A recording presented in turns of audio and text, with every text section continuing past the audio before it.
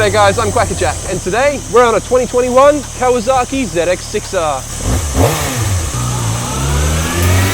Now my excitement to be on this bike is more than palpable. In terms of motorcycles that I've dreamed of riding, this is my number one. And today, finally, we have been lucky enough to take one out to do a review. So I'll break it down into three parts. First, we'll have a look around the bike and what we're working with. Then my ride out here into the canyons where we get some challenging conditions before coming back for my final thoughts and to see if it lives up to my high expectations. Before we get started though, I'd like to take a second to thank our friends over at Team Moto Kawasaki in Bowen Hills. They are my local motorcycle dealership. If you're in the market for a new or used bike or are looking to trade yours in, make sure you head in and say hey and tell them that I sent you. All right, let's get into it.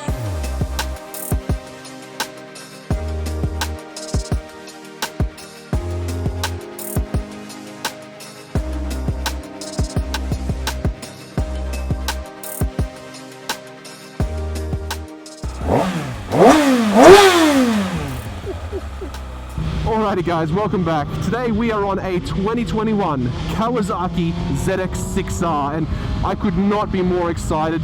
I have wanted to ride one of these things for so long. In terms of logical progressions from your first to second motorcycle, the ZX6R sits in a very interesting spot and I think a lot of people choose to go for it.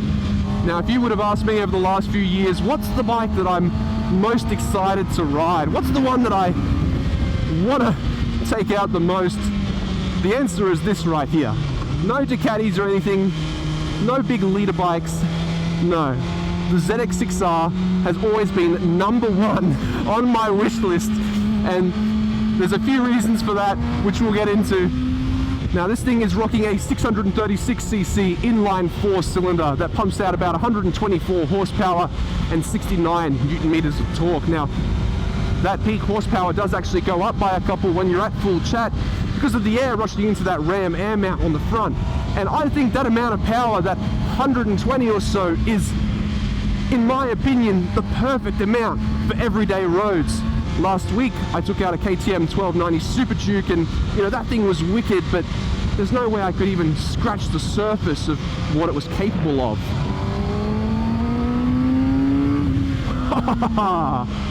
You know, like there's no way that I would have been able to do a full throttle pull there on something bigger, but you feel like you can get a lot more out of your bike on something like this. Man, I love that bark on the downshift. That's like an angry dog barking. Now it has been raining here the last few days and we are getting a little bit of sprinkle now, so we're going to take it somewhat easy, but so far this thing absolutely feels phenomenal in the twisties. Ah, yep, okay. Nice one. Now this is a supersport motorcycle, which means a couple of things. The first is that, you know, it's got that inline 4 engine that we mentioned earlier, which is more of a racy engine, so you get a lot more of your power at the top end. You know, you hear people talking about top end rushes and whatnot, and that can sometimes mean that on the lower end you sort of miss out on a bit of the torque side of stuff. But so far I've been really impressed with the amount of torque that this thing's been giving me throughout the range. Yeah, cool, that'll be right. The only time that it rains for us out in the review is when I'm riding the bike I've wanted to experience the most. That's alright. No carving here.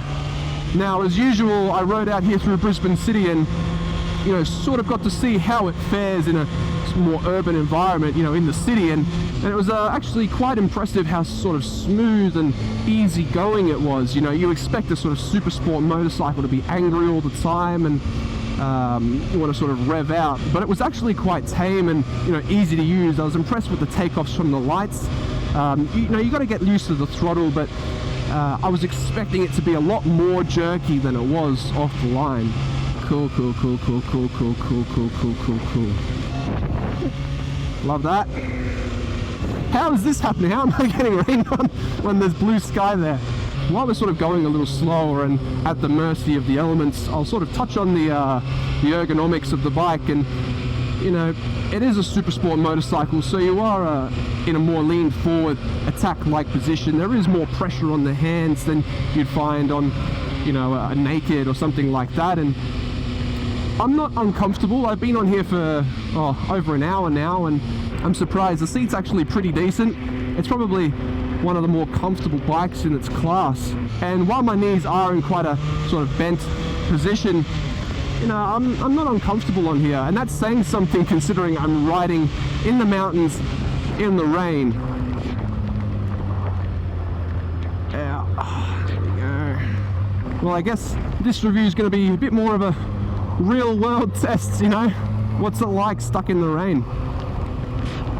Now, this thing does have a quick shifter on it. It is up only, but so far, every time I've used it, let's try it again. Second gear. Ah, bloody beautiful. Yeah, every time I've used it, it's just not missed a beat. Wow, alright, it's really wet here. Look, so far I've been super impressed with the handling of this thing. It's just never felt like I've been close to the edge of losing grip. Even in the wet like I am now, getting all steamy. God, I love that quick shifter.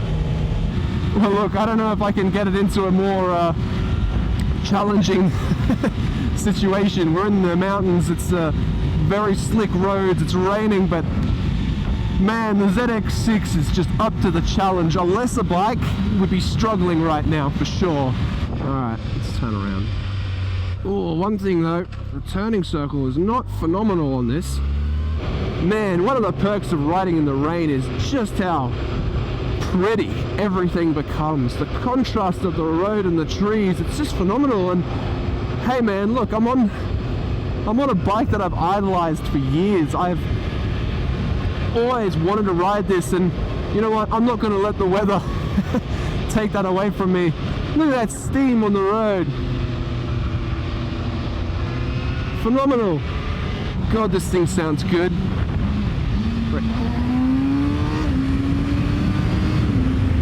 Yes, I love the sound of the intake, and then the roar when you get it to those higher RPMs. Obviously, we're being a little bit careful now, but also the bark on the downshift. It all just sounds so nice. Man, you do not disappoint, do you?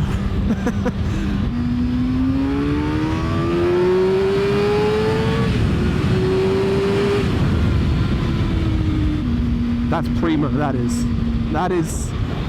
Let's talk about the brakes for a second, because they are actually quite good.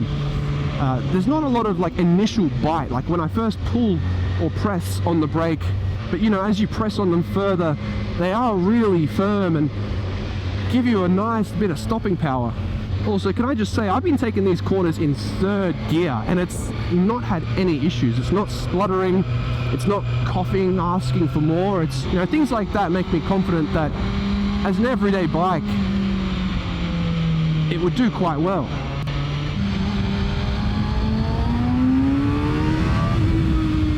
I love that amount of power. I love being able to pull the throttle and not have to be too scared of, you know, flying off the side here. It's a shame there's not more of these 600cc super sports sold nowadays. You know, we've got this one, we've got the Honda, the CBR 600RR, but that thing's just so expensive here in Australia. It's ridiculous. You know, we got all the big manufacturers moving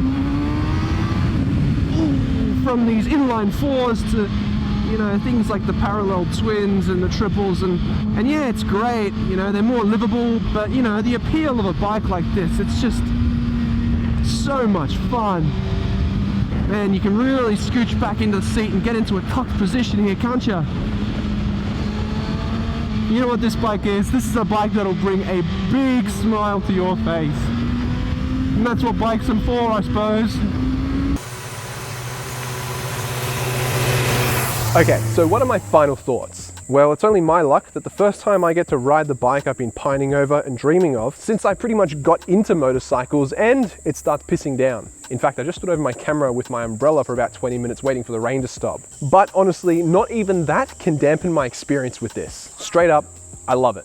Now, I'm not going to beat around the bush and tell you that it's a perfect motorcycle, because it's not. But it did more than live up to the expectations that I had for it. The engine is wicked. Now, I've said before that I think the ideal amount of power is around 100 to 120 horsepower for the road. And this just reinforces that. Revving it is so addictive. And yeah, it's fast, but not a rocket ship like some bigger bikes would be. You can still actually use quite a lot of what it has to offer. It's more accessible. I was worried that it may not have the torque down low, but I never found a time where I felt it was lacking or I wished it had more, like I did when I rode the ZX-4R. It was quite flexible for me too. I had it in third going around slow, tight corners, and it never shuddered or felt like it was suffocating. I rode here through Brisbane City as I normally do, and I found that it was perfectly fine there as well. Sure, it's easy for me to say with only having had it for a couple of hours, but it seems like the kind of bike that I could ride every day. The steering felt light, accurate, and confident. I'm not able to take it to the track or get any extreme angles here, but it handled some tough conditions today, and it handled them like a champ.